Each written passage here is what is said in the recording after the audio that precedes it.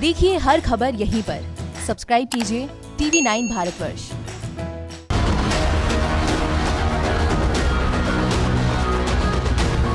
पाकिस्तान से अहम खबर यह है कि सीपैक के खिलाफ जो राष्ट्रवादी सिंधी बलूची संगठन है वो खड़े हो गए हैं। दूसरी तरफ नेपाल में हम ये देख रहे हैं कि भगवान राम की जन्मस्थली को लेकर विवाद पैदा करने की कोशिश की जा रही है। आज नेपाल की जो रूलिंग पार्टी है उसके प्रवक्ता और साथ ही साथ ऑपोजिशन पार्टी के प्रवक्ता भी हमारे साथ मौजूद होंगे। साथ ही साथ इस वक्त की बड़ी खबर यह है कि अब तक चीन के टुकड़ों पर पलने वाले इमरान खान की सेना की अब पिटाई शुरू हो गई।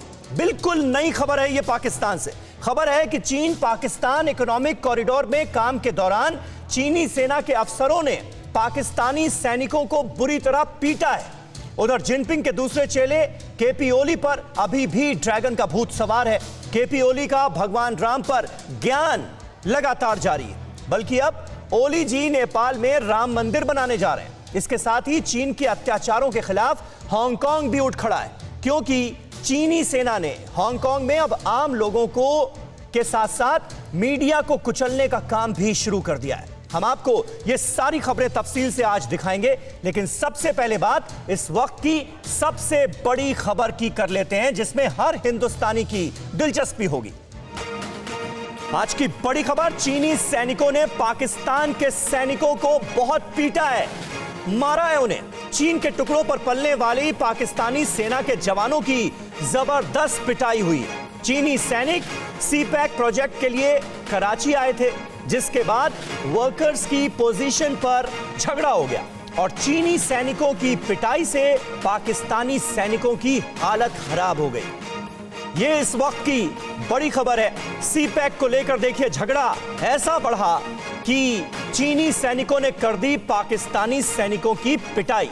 पाकिस्तान और चीन के बीच बहावलपुर में झगड़ा हुआ था और बेहद हैरान करने वाली बात यह है कि पाकिस्तानी अफसर ने भी चीनी सेना का साथ दिया। देखिए कितनी शर्म की बात यह है कि पाकिस्तान चीन के जो कामकाज हैं उसके बोझ तले ऐसा दबा हुआ है कि जो पाकिस्तान के अफसर हैं वो भी अपने सैनिकों का साथ नहीं दे पाए और इसके बाद अपने अफसर से पाकिस्तानी सैनिक बेहद नाराज हैं। Commanding officer lieutenant colonel Imran Qasim पर आरोप है कि उसने अपने सैनिकों को चीनी सेना से पिटवाया, चीनी सैनिकों का साथ दिया।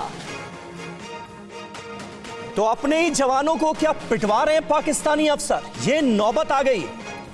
चीन के कर्जे तले इस बोझ से इतना दब चुका है पाकिस्तान कि पाकिस्तानी अफसर भी अपने सैनिकों का साथ नहीं दे पा रहे हैं। सीपैक प्रोजेक्ट को लेकर बवाल होता है, झगड़ा होता है और उसके बाद चीनी सैनिक कर देते हैं पाकिस्तान के सैनिकों की पिटाई।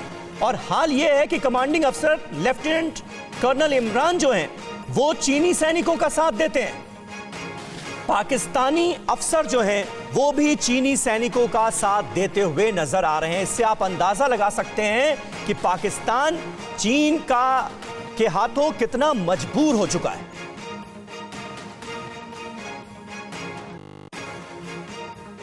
और इस वक्त हमारे साथ तमाम खास मेहमानों का बड़ा पैनल जुड़ रहा है। उनसे आपका सबसे पहले तारुफ करा दें। Retired major general Ashwini Siwach sahab बतौर डिफेंस एक्सपर्ट हमारे साथ मौजूद हैं। इसके अलावा कृष्णा सिंह साहब हमारे साथ मौजूद हैं, जो कि जनता समाजवादी पार्टी जो नेपाल की है उसके स्पोक्स पर्सन हैं। इसके अलावा अचल कुमार मल्होत्रा साहब हमारे साथ मौजूद हैं, फॉर्मर डिप्लोमेट हैं, वो हमारे साथ जुड़ चुके हैं। और संजीव कुमार सूरज साहब जो कि नेपाली कम्युनिस्ट पार्टी है, जो रूलिंग पार्टी है नेपाल की, उसके स्पोक्स पर्सन है, वो भी नेपाल से हमारे साथ इस वक्त मौजूद हैं। साथ ही साथ दो हमारे रिपोर्टर्स इस वक्त आपको नजर आ रहे हैं। अंकित भट्ट हमारे साथ जम्मू से इस वक्त जुड़ चुके हैं, जिन्होंने ये ब्रेकिंग न्यूज हम तक पहुंचाई है। सुमित चौधरी हमारे डिफेंस करेस्पॉन्डेंट हमारे साथ मौजूद हैं। इसके अलावा कसवर अब्बास हमारे साथ मौजूद हैं, इस्लामाबाद से TV9 भारतवर्ष के संवाददाता। और मनीष झा भी हमारे साथ देखिए जुड़ चुके हैं, हमारे संवाददाता। लेकिन सबसे पहले अंकित मैं आपके पास आऊंगा, पूरी खबर जरा विस्तार से हमारे दर्शकों को बताइए। सीपैक को लेकर झगड़ा होता है, उसमें पाकिस्तानी अफसर चीनी सैनिकों का साथ देते हैं, अपने ही सैनिकों को पिटवाते हैं, माजरा है क्या? देखिए Sameer, China Pakistan economic corridor को लेकर हाल ही में 500 चाइनीज सोल्जर जो है वो कराची पहुंचते हैं। जो पोजीशनिंग है, वर्किंग जो वर्कर्स की पोजीशन को लेकर वहाँ पे एंगेजमेंट होता है पाकिस्तान और चाइनीज़ आर्मी के बीच। वहाँ पे जो चाइनीज़ आर्मी है वो पाकिस्तान की आर्मी को पीटती है, ना सिर्फ पीटती है बल्कि पाकिस्तान के ऑफिसर जो कि इमरान कासिम जो कमांडिंग ऑफिसर है वो चाइनीज़ आर्मी का साथ भी देते हैं। ना सिर्फ चाइनीज़ आर्मी बल्कि शहजाद, एक और नाम जो पाकिस्तान के आर्मी में है, वो भी चाइनीज़ आर्मी का साथ दे रहे हैं। लेकिन इन सब के बीच आपको बता दूं कि पाकिस्तान की आर्मी का जो मोराल है वो काफ़ी डाउन है। इससे साफ जताया जा रहा है कि किस तरीके से पाकिस्तान जो है वो चाइना के कर्ज तले दबा हुआ है और यही वजह है कि किस तरीके से पाकिस्तान के अंदर चाइना जो है वो अब अपना कब्जा जमाया हुआ है। बिल्कुल अंकित, बने रहे आप हमारे साथ। कसवर अब्बास का हम रुख करते हैं, सरहद पार पाकिस्तान से हमारे साथ मौजूद हैं। कसवर, पाकिस्तान में क्या खबरें, चल क्या रहा है, हो क्या रहा है? मतलब चीन के बोझ तले, कर्जे के बोझ तले इतना दब चुका है पाकिस्तान कि आज पाकिस्तान के अफसर जो हैं उनको साथ देना पड़ रहा है चीनी सैनिकों का, भले ही चीनी सैनिक पाकिस्तानी जवानों की पिटाई क्यों ना कर रहे हैं। समीर, मेरे पास इसकी जानकारी तो नहीं है, लेकिन जिस तरह हमारे कोरेस्पॉन्डेंट कह रहे थे कि 500 चीनी इंजीनियर्स तो वहां पे कराची में पहुंचे हैं, लेकिन ये जो वाकया बता रहे हैं मुझे इसकी जानकारी नहीं है। लेकिन एक चीज मैं आपको बड़ी वाज़ेह कर दूं, इससे पहले जो चाइनीज वर्कर्स थे, आपने बहावलपुर की बात की, मुल्तान की बात की, तो यहाँ पे जो मुल्तान और सखर का एक चल रहा था प्रोजेक्ट चल रहा था सीपैक का, मोटरवे का, तो उसके ऊपर एक लड़ाई झगड़ा हुआ था जिसमें चीनी जो इंजीनियर्स थे उन्होंने पाकिस्तान की जो पुलिस है उनको मारा था, पीटा था और बुरी तरह से मतलब वो कर दिया था, निहाल कर दिया था। तो इस केस की मेरे पास से जानकारी है, तो यहाँ पे भी जो चाइनीज इंजीनियर्स थे उनको पाकिस्तानी गवर्नमेंट ने मुकम्मल तौर पर अपना बैकअप फ्राहम किया और उसके बाद किसी किस्म की कोई कार्रवाई नहीं हुई। तो ये ऐसे कुछ वाकयात हैं जो सीपैक के ऊपर होते रहे हैं, ये कोई नई बात नहीं है।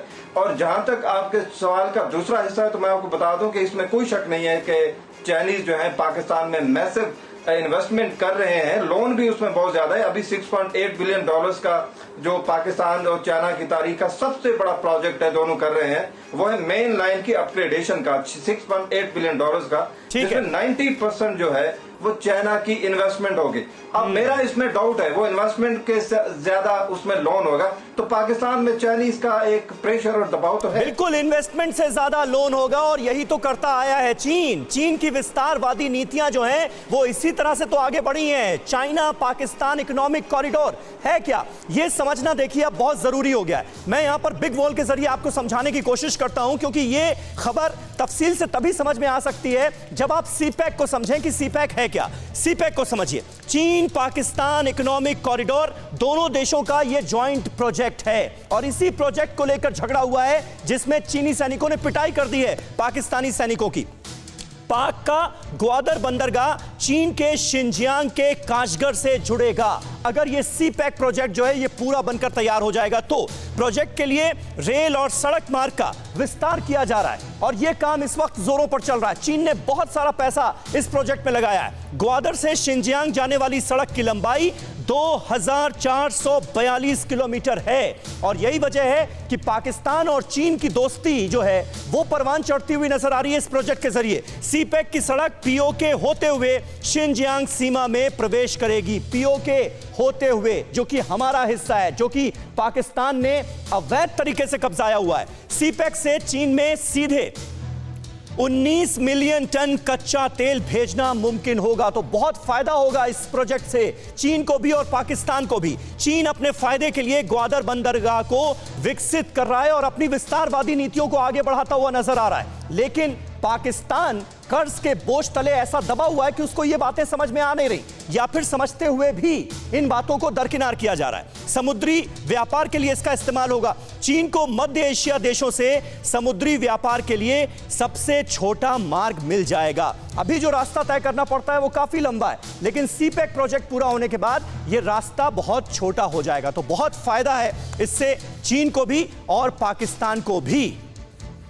और अब इसी प्रोजेक्ट का जो कामकाज चल रहा है उसमें नौबत यहां तक आ गई कि चीन के सैनिकों ने पाकिस्तान के सैनिकों की पिटाई कर दी और अफसोस की बात यह पाकिस्तान के लिए कि पाकिस्तान के जो सेना के बड़े अफसर थे उनको भी साथ देना पड़ा चीनी सैनिकों का। कितने अफसोस और कितने शर्म की बात है यह पाकिस्तान के लिए।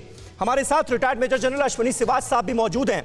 सिवाच साहब, आपसे मैं जानना चाहूंगा, अब ये जो ताजा झगड़ा सामने आया है ये क्या बता रहा है? और इसी में मैं ऐड कर दूं कि चीन के सीपैक के खिलाफ बलूचिस्तान और सिंध के राष्ट्रवादी जो हैं वो भी अब पुरजोर कोशिश कर रहे हैं उसके खिलाफ विरोध में उतर आए। क्या दोनों चीजों को जोड़कर देखा जाना चाहिए सर? बिल्कुल समीर, देखो इसमें कोई दो राय नहीं। जो ये चाइना पाकिस्तान इकोनॉमिक कॉरिडोर है इसके अंदर करीब करीब $62 बिलियन का लोन दिया है चीन ने पाकिस्तान को। और ये जैसे कासगर से लेके और ये ग्वादार में जा रहा है, पाकिस्तान ऑक्यूपाइड कश्मीर से होते हुए ये बलूचिस्तान और फिर सिंध से निकलता है। तो एक प्रकार से जो भी है इसके ऊपर इससे आने से पाकिस्तान पे $115 बिलियन का खर्चा पड़ गया है। इसके अंदर दीमापुर और बादशाह डैम भी शामिल है और पाकिस्तान बिल्कुल कर्जे के अंडर आ गया चीन के और एक प्रकार से सैटेलाइट स्टेट बन गया है। उसको $4 बिलियन देना पड़ेगा हर साल, एक प्रकार से लोन का इंटरेस्ट ओनली। उसके पास पैसा है नहीं और आज उसकी ऐसी हालत है कि वो उसके चीन के टुकड़ों पे पलता है। इसलिए एक बड़ी शर्म की बात है अगर चीनी जो ऑफिशियल है उन्होंने पाकिस्तान सोल्जरों से मिसबिहेव किया तो पाकिस्तान के ऑफिसर हैं जो एक प्रोफेशनल आदमी मानी जाती है वो चीनी का साथ दे रहे हैं। इससे बड़ी दुख की बात कुछ नहीं हो सकती। मगर यह दर्शाता है कि किस प्रकार से जो पाकिस्तान आज की तारीख में बिल्कुल चीन के ऊपर बिक गया है। क्योंकि यह समझने की कोशिश करना समीर,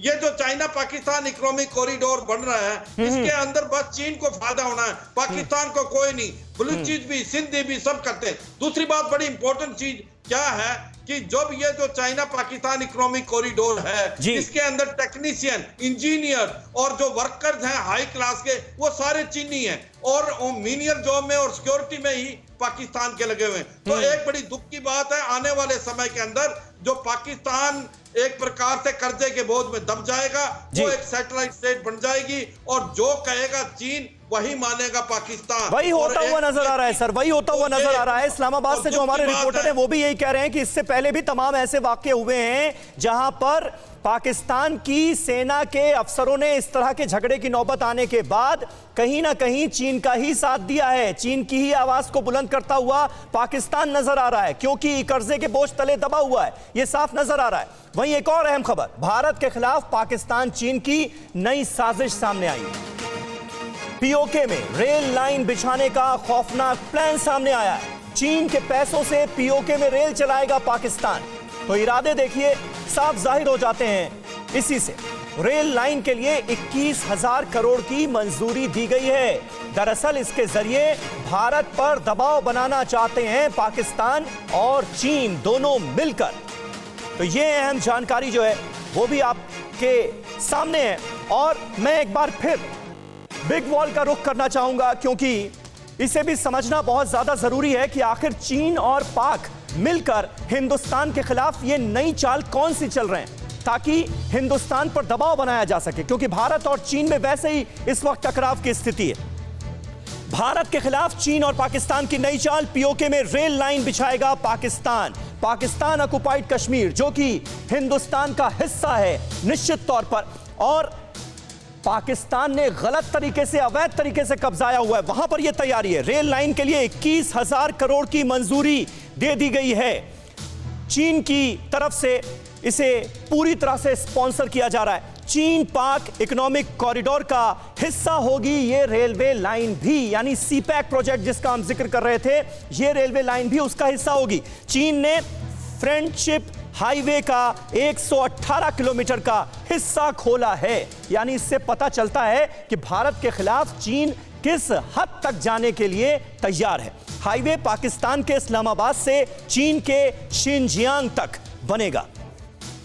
तो ये तमाम वो अहम जानकारियां हैं जिसे आपके लिए जानना बहुत जरूरी है ताकि पता चल सके कि हमारे पड़ोसी मुल्क जो हैं वो हमारे खिलाफ साजिशें कैसी कर रहे हैं। मनीष झा हमारे साथ, हमारे सहयोगी मौजूद हैं। मनीष, अपने आप में यह बात चिंता पैदा करती है क्योंकि भारत और चीन के बीच इस वक्त वैसे ही टकराव की स्थिति है और अब सीपैक प्रोजेक्ट में, पीओके में इस तरह के काम करना, बता क्या रहा है? देखिए, ये दरअसल धीरे धीरे चीन की उस पूरे इलाके को कब्जाने की एक कोशिश है। वरना समीर, आप देखिए कि इस प्रोजेक्ट की जो वैल्यू है वो तकरीबन पाकिस्तान के बजट के बराबर है। हाँ। तो आप एक इतना लोन दे रहे हैं जितना कि पाकिस्तान का कुल बजट है, तो पाकिस्तान कर्ज के तले दबता जा रहा है। और उसी कर्ज के तहत पाकिस्तान जो चीन की जो डेप डिप्लोमेसी का हिस्सा होता है, जी। तो उसके बाद बदले में जमीन हथियाने का, तो एक दिन पाकिस्तान ये घोषणा करेगा कि पाक अधिकृत कश्मीर का वो पूरा इलाका हम चीन को गिफ्ट के तौर पर दे रहे हैं। अक्साई चीन को लेकर पाकिस्तान का यही स्टैंड शुरू से रहा ही है।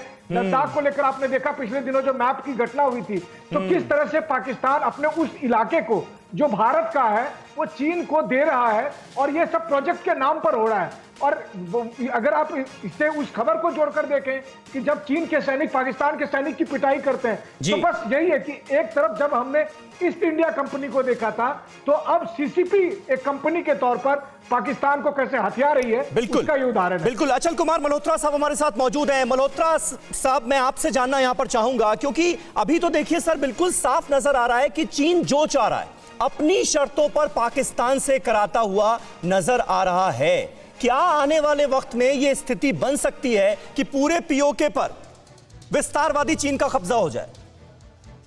जी समीर, आपने बिल्कुल सही कहा। काफी समय से जो चाइना और पाकिस्तान के रिश्ते जिस तरह से इवॉल्व हो रहे हैं, वो तकरीबन ये साबित हो चुका है कि पाकिस्तान जो है वो चाइना का एक क्लाइंट स्टेट है। हाँ। अभी ये उसका ही हिस्सा है। जो पाकिस्तान ऑक्युपाइड कश्मीर हो या सीपेक हो, ये सब जो है चाइना के चलाए हुए प्रोजेक्ट्स है, और पाकिस्तान के पास इस समय बहुत कम जिसे कहते हैं विकल्प हैं कि वो चाइना को अपोज कर सके। सीपेक शुरू में वहां बहुत यूफोरिया था कि ये पाकिस्तान में डेवलपमेंट होगी, लेकिन ऑलरेडी पाकिस्तान में एक एंटी सीपेक सेंटिमेंट बना हुआ है। और बलूचिस्तान और सिंध की जो अभी रेवोल्यूशनरी फोर्सेस है, जो एंटी पाकिस्तान फोर्सेस है, उन्होंने मिलकर एक नई ऑर्गेनाइजेशन बनाई है, और उन्होंने सीपेक को भी टारगेट किया है, चाइनीज आर्मी को भी टारगेट कर रही है। हाँ। देखिए, अब प्रॉब्लम पता ये है, अगर ये सब कुछ पाकिस्तान में हो रहा हो तो हम कह सकते हैं कि दो सोवरेन स्टेट्स हैं, जो करना चाहें वो करें।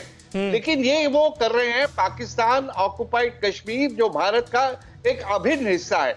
तो ये एक सोची समझी साजिश है, जिसके चलते हुए आप अपनी एसेट्स क्रिएट करते हैं एक डिस्प्यूटेड एरिया में। जितनी उनकी एसेट्स क्रिएट होगी, बाद में इस इश्यू को रिजॉल्व करना और मुश्किल होता चला जाएगा। तो बिल्कुल सही कह रहे हैं आप। तो उसमें इकोनॉमिक एस्पेक्ट तो है ही है। हाँ। कि चाइना को सबसे शॉर्टेस्ट रूट चाहिए ग्वादार पोर्ट पहुंचने तक, लेकिन आप ले जाइए उसको ऐसे रूट से कि कम से कम वो पाकिस्तान ऑक्युपाइड कश्मीर से ना होके गुजरे। अफसोस की बात है, ऐसा हो रहा है, हम कुछ कर नहीं पा रहे हैं। आपने पहले कराकोरम हाईवे बनाने दिया, सीपेक जा रहा है गिलगिट बाल्टिस्तान से होके, अब ये रेल कॉरिडोर होगा। अब इसे रोके तो रोके कैसे? अहम सवाल ये है। अहम सवाल ये नहीं है कि पाकिस्तान बिक गया चाइना को, बिक गया चाइना के पास खरीदने की हैसियत अश्विनी सिवाज साहब, इस सवाल का जवाब है क्या? जो सवाल उठा रहे हैं मल्होत्रा साहब अपने आप में बहुत अहम है, रोका कैसे जाए? बिल्कुल ठीक कह रहे हैं, और मैं इससे सहमत हूं कि जिस प्रकार से एक प्रकार से पाकिस्तान ऑक्युपाइड कश्मीर जो गिलगित बाल्टिस्तान में चीन की इन्वेस्टमेंट हो रही है, चाइना पाकिस्तान इकोनॉमिक कॉरिडोर जो 62 करोड़ का है, एक ही अभी रेलवे लाइन बनाने हैं, उसके बाद अभी आपको पता है कि जो उन्होंने एयरपोर्ट था वो भी एक प्रकार से चीन को दे दिया है ऑपरेट करने के लिए। तो धीरे धीरे जो चीन है, पाकिस्तान ऑक्युपाइड कश्मीर जो गिलगित बाल्टिस्तान है, जो भारत का हिस्सा है, उसके अंदर अपने पैर जमा रहा है। और वो बहुत मुझे लगता है यही है, क्योंकि हमने बताया है कि गिलगित बाल्टिस्तान हमारा हिस्सा है और हमारे पास आना चाहिए, मगर जैसे जैसे पाकिस्तान से चीन ज्यादा डेवलप करेगा, ज्यादा अपने पैर पसारेगा, तो वो लेना बहुत मुश्किल हो जाएगा। तो ये एक जरूरी बात समझनी पड़ेगी कि पाकिस्तान ऑक्युपाइड कश्मीर जो गिलगित का बाल्टिस्तान है, इसके अंदर चीन की इतनी इन्वेस्टमेंट होगी। बिल्कुल बिल्कुल, ये बात आपने बहुत अहम कही सर कि अगर चीजें इसी तरह से चलती रही तो लेना हमारे लिए बहुत मुश्किल हो जाएगा। सुमित चौधरी, ऐसे में इस वक्त सबसे बड़ा सवाल यही है कि हमारी स्ट्रेटेजी क्या है, क्योंकि चीजें अब बिल्कुल सामने हैं, शीशे की तरह साफ हैं। देखिए समीर, आप सबसे इंपॉर्टेंट बात ये समझिए कि ये सारी कार्रवाई पाकिस्तान और चीन का ये कॉम्बिनेशन, ये टू फ्रंट्स को खोलना, ये सारी कार्रवाई सिर्फ और सिर्फ सीपेक को बचाने के लिए की जा रही है। जो भी चीजें हमने देखी, ना सिर्फ वो पीओके के इलाकों में, बल्कि हमने जो चीजें देखी खासतौर पर ईस्टर्न लद्दाख के दूसरे इलाकों में भी, वो इसीलिए डीएसडीबीओ का विरोध करना, डेप्सांग में आगे आ जाना, ये चीन की स्ट्रैटेजी इस वजह से है क्योंकि चीन अपनी सीपेक को लेकर बचाना चाहता है। और अगर आप इसको पूरे तरीके से गौर करें कि भारत जब चाबार बोर्ड की बात कर रहा था तब चीन ने वहां पर इंटरेस्ट दिखाया, वहां पर आने की कोशिश की ईरान में, तो ये भी इसलिए था क्योंकि चीन नहीं चाहता कि भारत की मजबूती किसी भी जगह बने।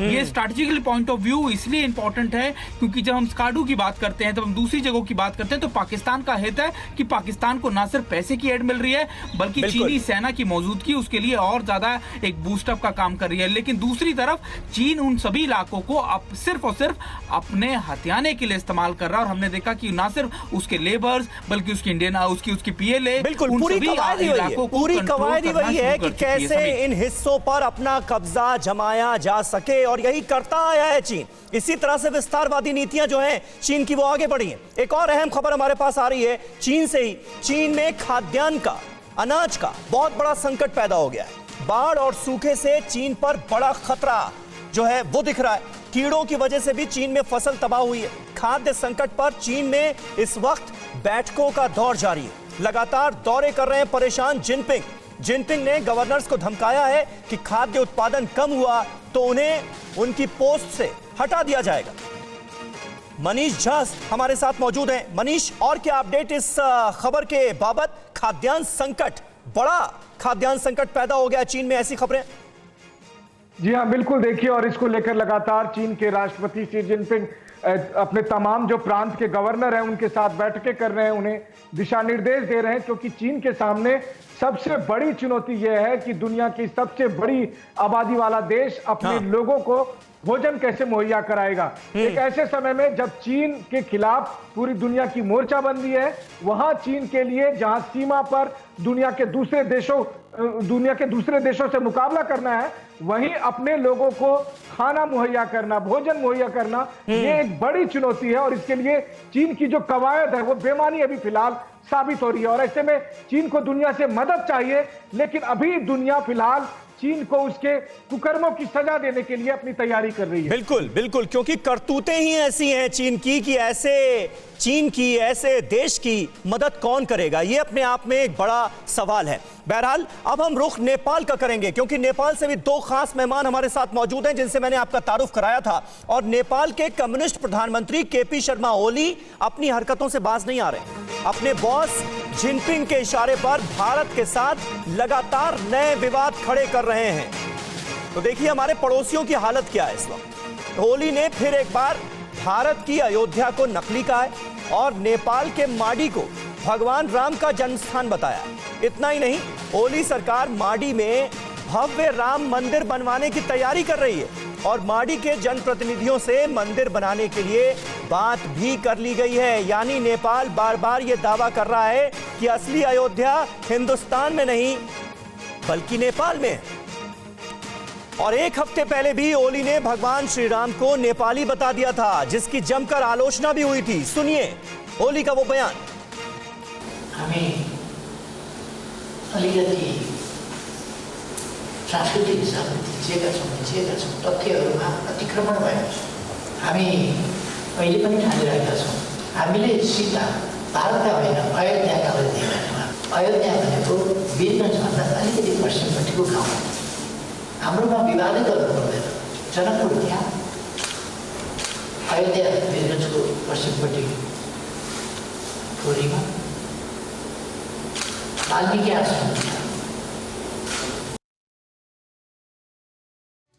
तो नेपाल में ठोरी के पास अयोध्यापुरी में असली अयोध्या होने का दावा कर रहे हैं केपी शर्मा ओली। अब बताइए कौन विश्वास करेगा। लेकिन मंशा है क्या और यहां पर भी चीन का दखल जो है वो कैसे काम कर रहा है, ये आप बिग वॉल के जरिए समझिए।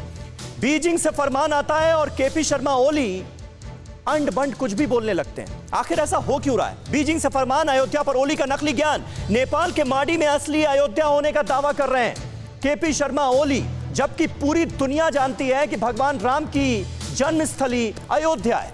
माडी में खुदाई कर सबूत जुटाने का ओली ने आदेश दे दिया है। यानी इस वक्त नेपाल की सरकार जो है वो ये साबित करने में लग गई है कि भगवान राम का जन्म स्थान हिंदुस्तान की अयोध्या नहीं बल्कि अयोध्यापुरी है जो कि नेपाल में। स्थानीय लोगों से ऐतिहासिक सबूतों को संरक्षित करने को कहा गया है। कहा यह भी जा रहा है कि यहां पर खुदाई कराई जाएगी ताकि पता लगाया जा सके कि अंदर क्या क्या है। माडी का नाम बदलकर अयोध्यापुरी करने की सलाह दी गई है और यह नाम लगातार लिया जा रहा है। नेपाल की सरकार के जो मंत्री हैं वो भी अयोध्यापुरी अब कह रहे हैं माडी को। इससे आप अंदाजा लगा सकते हैं कि मंशा है क्या। अयोध्यापुरी विकसित करने की योजना है। राम, लक्ष्मण और सीता की मूर्तियों के निर्माण का आदेश दे दिया गया है ताकि यह साबित कर दिया जाए दुनिया के सामने कि असली अयोध्या यहां है, जबकि यह सरासर झूठ है, गलत है। यह पूरी दुनिया जानती है और कोई भी विश्वास करने के लिए तैयार है नहीं। हमारे साथ इसी अहम मुद्दे पर बातचीत करने के लिए, क्योंकि नेपाल की मंशा यह साबित करने के बाद क्या नजर आती है, यह जानने की कोशिश करेंगे। और आज खास बात यह है कि हमारे साथ पैनल में रूलिंग पार्टी के प्रतिनिधि भी मौजूद हैं नेपाल की, और ऑपोजिशन पार्टी के प्रतिनिधि भी मौजूद हैं। कृष्णा सिंह हमारे साथ मौजूद हैं जो कि जनता समाजवादी पार्टी के स्पोक्स पर्सन हैं नेपाल के ही। कृष्ण जी, आपको क्या लगता है, वजह क्या है इसकी? जी समीर जी, सबसे पहले धन्यवाद आपको। अभी फिलहाल मैं जनता समाजवादी पार्टी का मैं स्पोक्स पर्सन नहीं हूँ। 2 महीने पहले ही हमारा जो पार्टी यूनिफिकेशन हुआ है, अभी वो पोर्टफोलियो वगैरह सब तय नहीं है। पहले मैं स्पोक्स पर्सन था। मैं अच्छा, क्लियर लीडर तो है अपना, लीडर तो है ना जनता समाजवादी पार्टी? हाँ जी, ठीक है, अपनी बात रखिए। ऐसा है समीर जी कि विगत से आपको सबसे पहले हमें चलना पड़ेगा कि ये कांड जो जितना जो ये चल रहा है, नेपाल में हो इधर इंडिया में हो, ये शुरू हुआ जब से जो कोरोना, एक मुझे लग रहा है कि एक कोरोना ऐसा वायरस जिसको वर्ल्ड में संप्रेषण किया गया, उसके बाद सारे लोग त्रसित हैं, यहाँ पे डर में है, भय में है, लोग अपना सेफ्टी अपना रहे हैं। और उसी अंतर्गत जितना भी अप एंड डाउन चल रहा है, ये तो कहीं ना कहीं मुझे लग रहा है कि ये एक बहुत ही बड़ा षड्यंत्र है, ये खास करके एशिया के लिए, और जो खास करके नेपाल और इंडिया के संबंध में अगर बात किया कृष्णा जाए जी, कोरोना वायरस के बहुत सारे लक्षण जो हैं उनके बारे में हम सबने पढ़ा है, लेकिन उन लक्षणों में कहीं ये नहीं है कि आप झूठ बोलने लगे, आप दुनिया के सामने नौटंकी करने लगे, आप दुनिया के सच को गलत साबित करने में लग जाएं। ऐसे तो हमने लक्षण नहीं देखे कोरोना के। समीर जी, मैं वही बात मैं कहना चाह रहा हूं। उसके पीछे एक्चुअली ऐसा है कि यहाँ पे लोग का अवस्था एकदम खराब है, जहां ट्रीटमेंट मिलना चाहिए, जहां आइसोल, तो यहाँ पे क्या कर दिया गया है कि कभी थोड़ी में राम जी का जन्म हो जाता है, कभी परसा के पास। ऐसा है सर कि इतिहास अगर दोहराया जाए तो आधुनिक भारत और अभी का जो आधुनिक नेपाल है, उससे पहले भारतवर्ष ही था। और उससे भी पहले अगर बात किया जाए तो मिथिला और अवध का बात किया जा सकता है, जिसका मिथिला का अपना एक नक्शा है, जिसे कहा जाता है गंगा से दक्षिण, क्या कहते हैं, उत्तर, और हिमालय से दक्षिण, और एक कोशी बलान है, कोशी बलान से पश्चिम, और गंडक से पूर्व। ये मिथिला का चौहद्दी था। और उसके बगल में अवध, जहां अवध एक बहुत बड़ा राज्य था। जैसे मिथिला एक राज्य था, तो वो एक इतिहास था, हिस्टोरिकल में था, जिसमें आधा मिथिला अभी नेपाल में पड़ता है, तो उससे ज्यादा आपको इंडिया में भी है। अवध का कुछ पार्ट जो है सो नेपाल में है, तो उससे ज्यादा पार्ट आपको इंडिया में है। तो नेपाल और इंडिया का जो भूगोल है और जो रिश्ता है, वो एक देश का नहीं, ये मानव सभ्यता का, एक संस्कृति का है, पारिवारिक संबंध। अरे ये बातें तो हैं ही कृष्णा जी, लेकिन ये आपकी रूलिंग पार्टी को समझ में क्यों नहीं आ रहा है? और एज ऑपोजिशन पार्टी आप लोग किस तरह से आवाज बुलंद कर रहे हैं? सर, ऐसा है कि इन्होंने कोरोना के लिए जो यहाँ जो महामारी चल रही है, जिस तरीका से यहाँ पे मैनेजमेंट वगैरह को सही करना चाहिए, तो वो भ्रमित करने का काम कर रहे हैं, भ्रमित करने का काम कर रहे हैं। यही बात है। और एक और अहम खबर नेपाल से ही जुड़ी है, वो भी अपने दर्शकों के साथ शेयर कर लें। भगवान राम को जबरन अपना बताने वाला नेपाल अब भगवान बुद्ध को लेकर भारत से उलझने की कोशिश कर रहा है, बिल्कुल फिजूल में। पहले राम, अब लॉर्ड बुद्धा पर नेपाल का बवाल। चीन की शय पर बुद्ध को लेकर भड़क गया है नेपाल। भारत के विदेश मंत्री के बयान को गलत तरीके से तोड़ मरोड़ कर पेश किया जा रहा है, गलत तरीके से प्रचार किया जा रहा है। बुद्ध की साझा विरासत को समझ ही नहीं पा रहा नेपाल। चीन की भक्ति में भगवान राम और बुद्ध पर नेपाल नया बवाल खड़ा करने की कोशिश कर रहा है। और साफ तौर पर महात्मा गांधी और भगवान बुद्ध ऐसे दो महापुरुष हैं जिन्हें दुनिया हमेशा याद करेगी और इनकी शिक्षाएं हमेशा प्रासंगिक रहेंगी। यानी एक तरह से भारत और नेपाल की जो साझा विरासत है, बुद्ध और भगवान राम की जो साझा विरासत है, उसका जिक्र किया था हमारे विदेश मंत्री एस जयशंकर ने। लेकिन अब इस पर भी बेवजह का विवाद खड़ा किया जा रहा है और साबित यह करने की कोशिश की जा रही है कि हिंदुस्तान की तरफ से यह कहा गया कि बुद्ध की जन्मस्थली नेपाल नहीं बल्कि हिंदुस्तान है। मनीष झा हमारे साथ मौजूद हैं। मनीष, अब इस विवाद का भी कोई सिर पैर तो नजर आता नहीं है।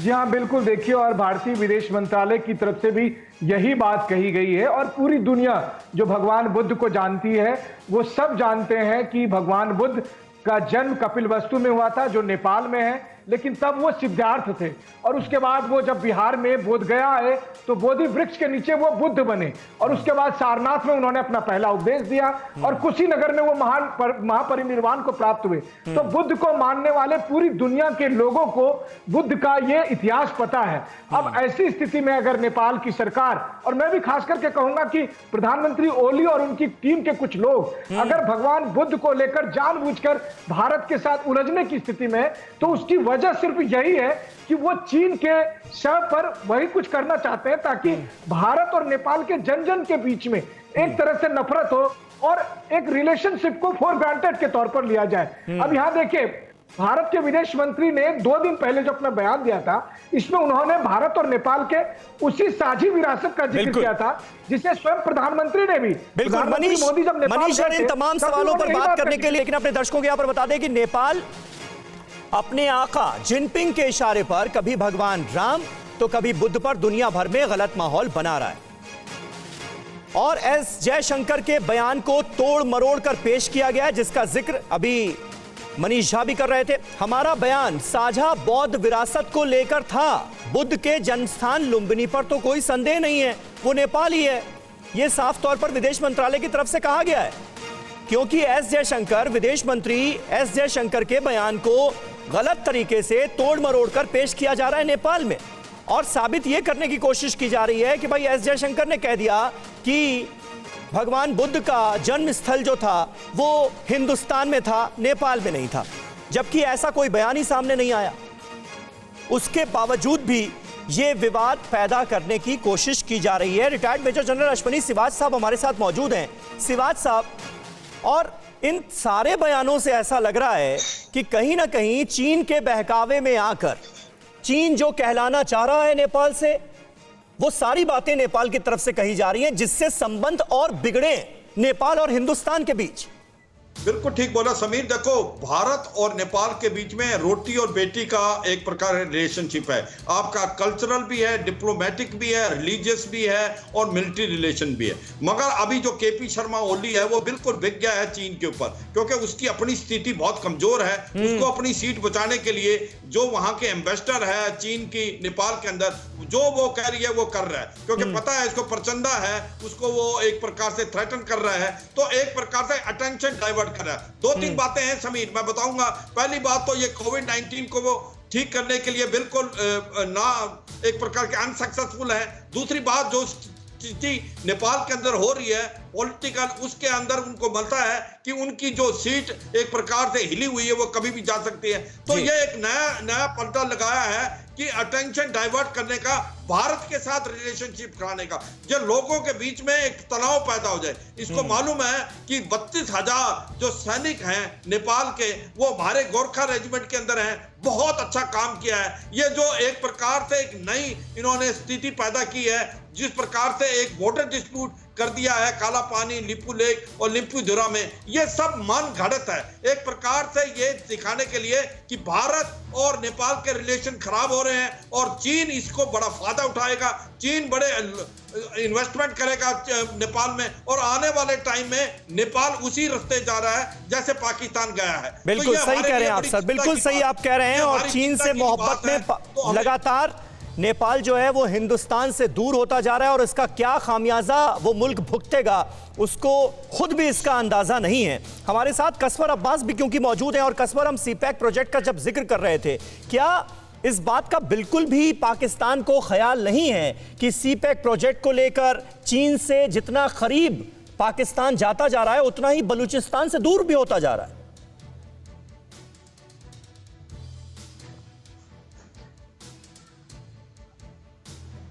इस्लामाबाद में बैठ के इसके ऊपर कमेंट करना काफी मुश्किल है, लेकिन मैं आपको 2-3 चीजें आपको मैं बता दूं।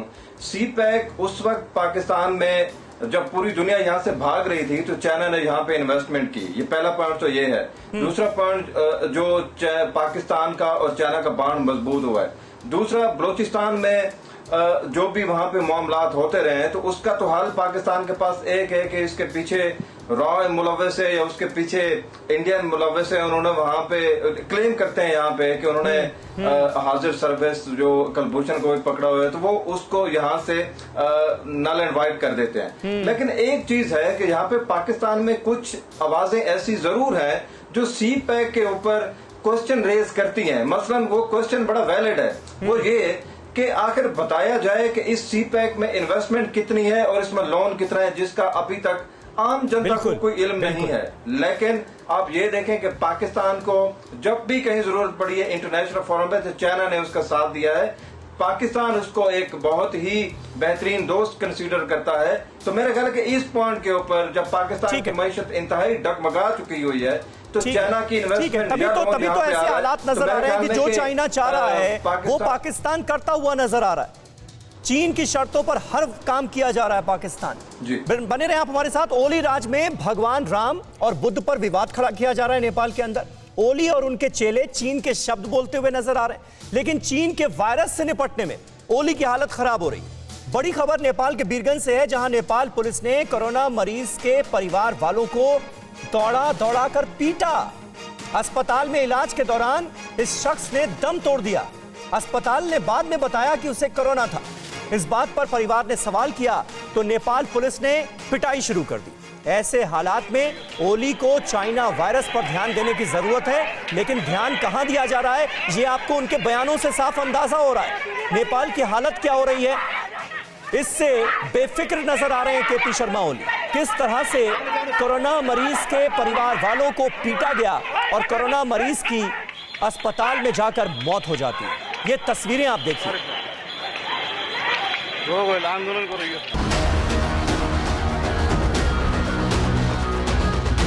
न्यूज़ टॉप 9 रोज सुबह 7 बजे और शाम 7 बजे सिर्फ TV9 भारतवर्ष पर।